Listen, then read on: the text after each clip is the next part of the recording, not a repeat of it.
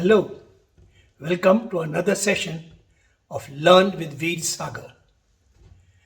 Over the next two sessions, I will talk about VRS. Whereas VRS actually stands for Voluntary Retirement System. It's very rarely voluntary. A lot of times, what VRS is introduced as a means of cost saving. That means you get rid of employees, cut down your employee strength to save cost. That I think, I won't use the word wrong, but I think it's misplaced because you very rarely reduce cost by taking off manpower through VRS.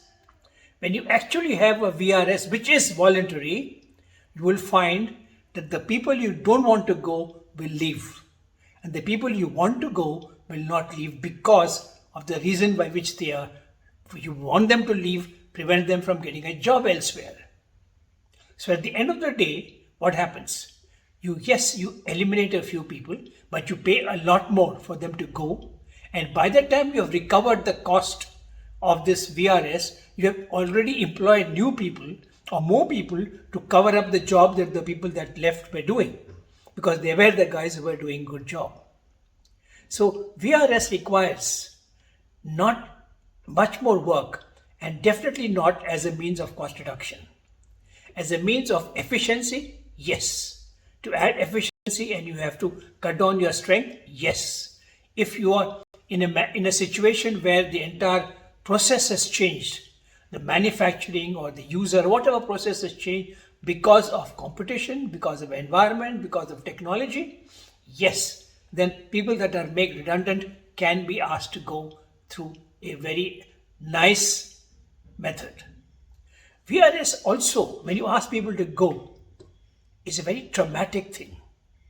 But suddenly to be told one fine morning that you are no longer required in a company where you have worked for years is very, very traumatic.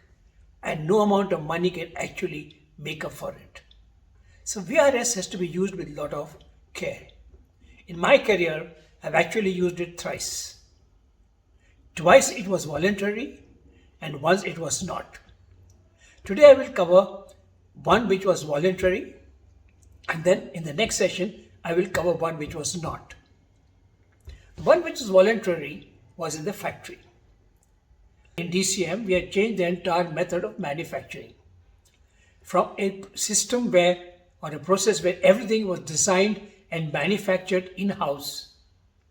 We found due to change in environment, change into the rules, right? This was no longer profitable. In fact, it was the other way around. It was actually adding to our cost and dragging us down. It was an albatross. So we needed to go to a system where we were actually buying out components, sub-assemblies, and assembling there. Therefore, a lot of our processes became redundant and a lot of our people became redundant. The other thing was, it was unionized. Now, when you are having a VRS in a unionized environment, it's a little bit different from when you have a non-unionized environment. And in my experience, it was easier to deal when it was a unionized environment because you had a front end. So let's see, why did we have this VRS? We changed from manufacturing in-house to getting sub-assemblies and assemblies and assembling together, or at even times getting the full product. Therefore, a whole lot of assembly lines became surplus, and the people that ran it, that manned it, became surplus. One of the unfortunate things or fortunate things for the company was we had people who had been with us for a very, very long time who had no other job, and a lot of them were ladies. So when we offered VRS, they were not very happy. But one thing I learned, that when in a unionized atmosphere, you want to offer VRS, is the best way is to go through the union. Sell it to them and get them to sell it to their members. This way, they have a better chance of success. However, we also needed to supplement their activity. So what did we do? I first had town hall meetings.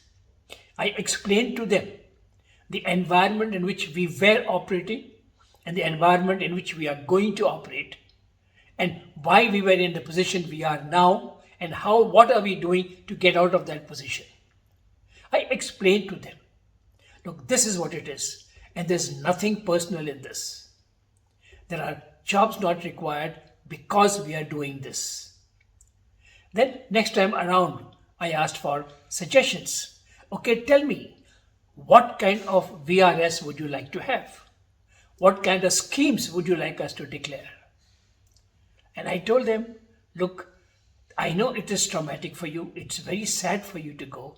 Therefore, whatever money we give is not enough compensation to overcome this. So please think nicely and tell me what will you like so that you go away with your honor in tow, because you are totally in control. We got feedback. Then I got hold of the union, talked to them, explained to them, said this is the feedback I've got. As a result, this is the kind of scheme I'm making. This is the kind of money people will get. But it will not work unless you have a fairly large number actually taking it. But I also promised them that I will not force anybody. It will be totally voluntary, but I will force them or make them volunteer by giving them better compensation, adding things to it, sweetening it so that they will want to go. And we created a system. There was a problem. It's not a money problem.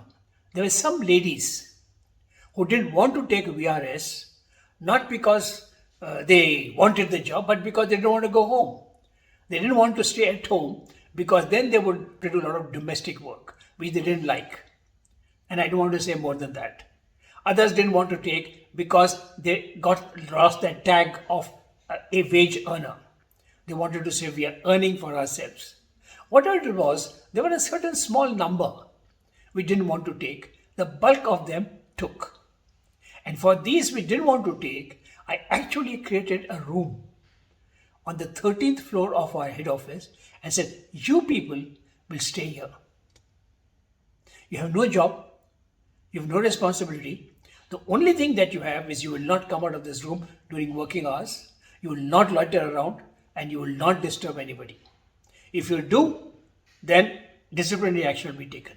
As long as you are here, you can sit, you can chat amongst yourselves, you can read, you can do whatever you want, you can stay.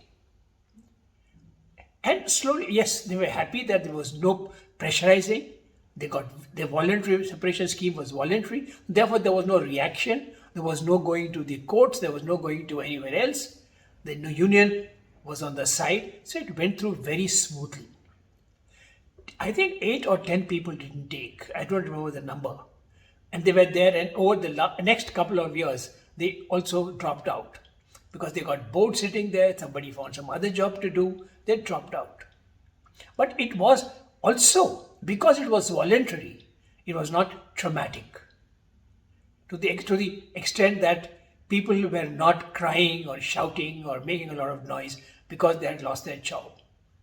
But we took a lot of effort to sell to them why this was happening, why it was required, and what is their role, what is their reason for being asked to take VRS.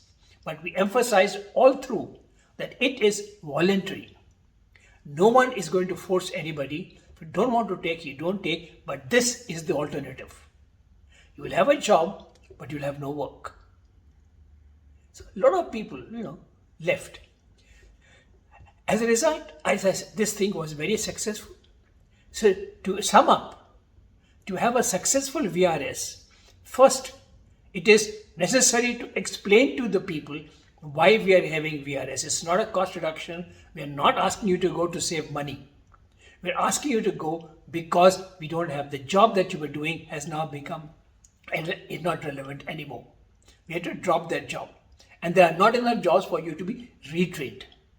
Because the environment, the ecosystem, the way we are manufacturing has changed dramatically.